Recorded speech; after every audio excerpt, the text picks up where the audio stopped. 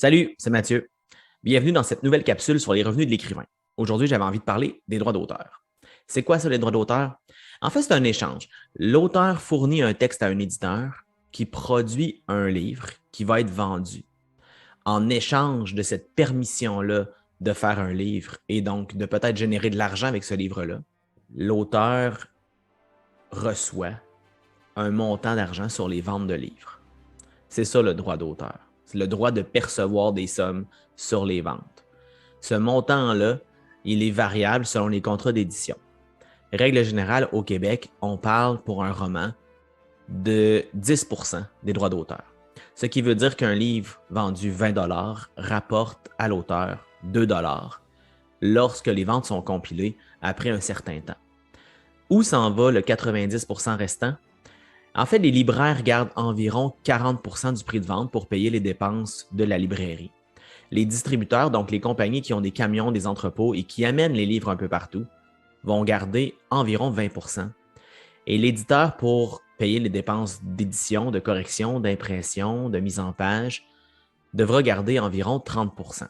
Ce sont des pourcentages approximatifs, là, mais standards ou presque dans le monde du livre au Québec. Est-ce que les auteurs sont contents de toucher 10%? Évidemment, tout le monde voudrait recevoir une plus grosse part de cette tarte-là. Par contre, les auteurs, règle générale, ont compris que s'il n'y a pas de librairie pour vendre les livres, il n'y a pas de vente, donc il n'y a pas d'argent non plus. S'il n'y a pas de distributeur pour amener les livres dans les librairies, les produits ne se rendront pas au lieu de vente, donc il n'y aura pas de vente. Les auteurs ont aussi compris souvent que l'éditeur fait un travail essentiel d'accompagnement et de professionnalisation du produit, ce qui est nécessaire, évidemment, pour les auteurs. Oui, je pourrais engager moi-même quelqu'un pour relire et m'accompagner pour améliorer le texte. Je pourrais engager une graphiste. Je pourrais engager une illustratrice ou un illustrateur. Je pourrais engager moi-même un imprimeur pour produire le livre. J'aurais à ce moment-là le rôle de l'éditeur. J'aurais chez moi les copies du livre et je pourrais les amener à un distributeur qui les amène dans les librairies. À ce moment-là, je toucherais 40% du prix de vente.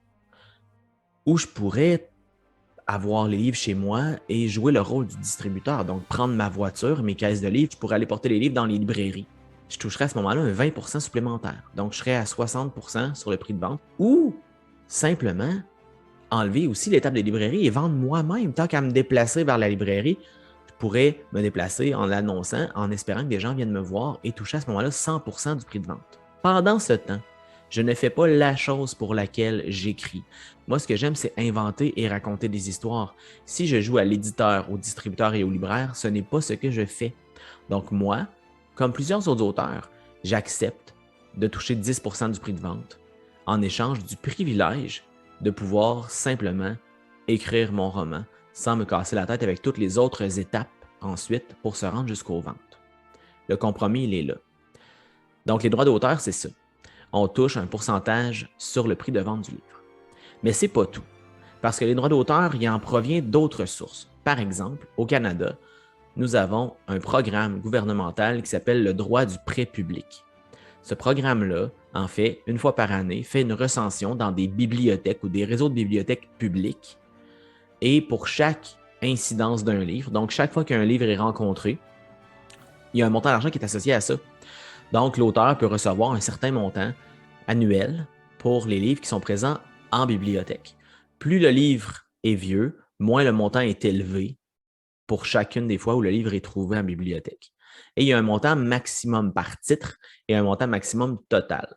Donc, un auteur qui voudrait maximiser ses droits d'auteur pourrait essayer de publier beaucoup en peu de temps et à ce moment-là, pourrait recevoir beaucoup d'argent du programme du droit du prêt public. La somme maximale des dernières années était de 4 500$ pour quelqu'un dont les titres se retrouvent plusieurs fois en bibliothèque et quelqu'un qui a beaucoup de titres. Évidemment, c'est plus facile d'aller chercher la somme totale avec beaucoup de titres.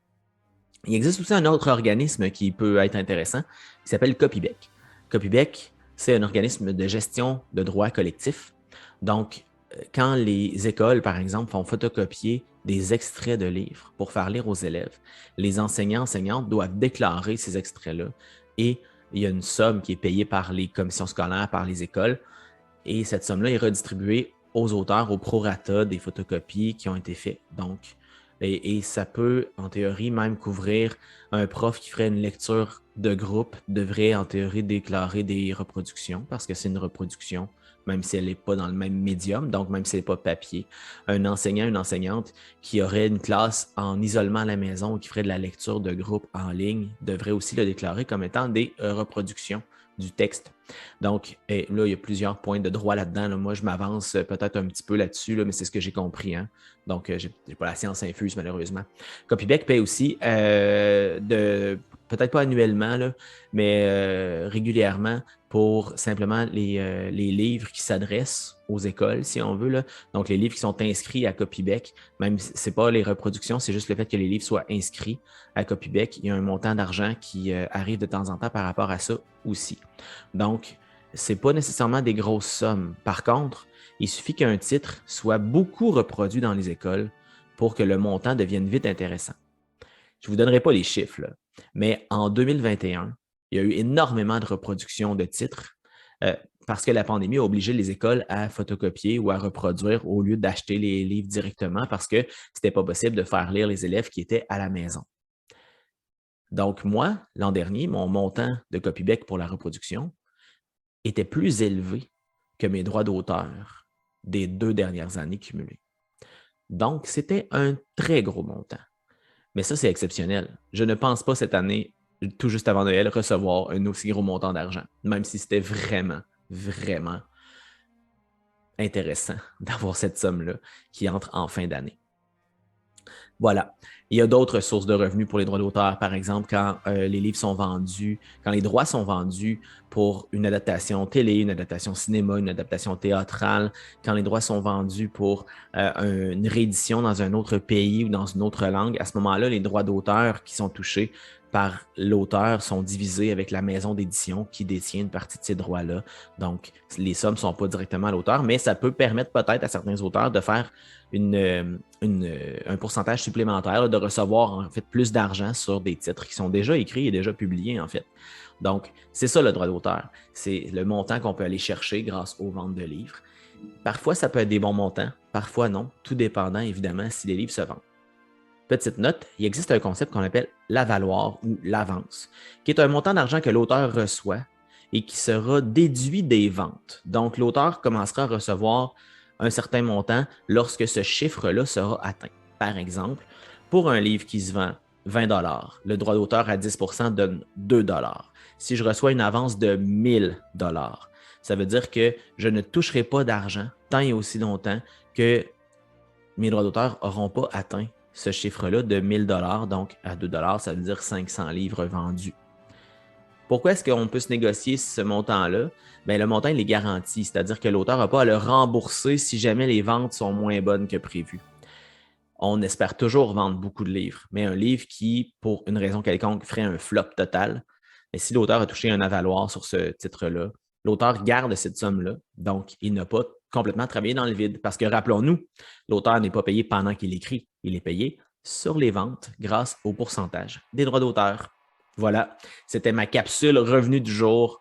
On se reparle bientôt pour peut-être démystifier d'autres sources de revenus des écrivains. Bye bye!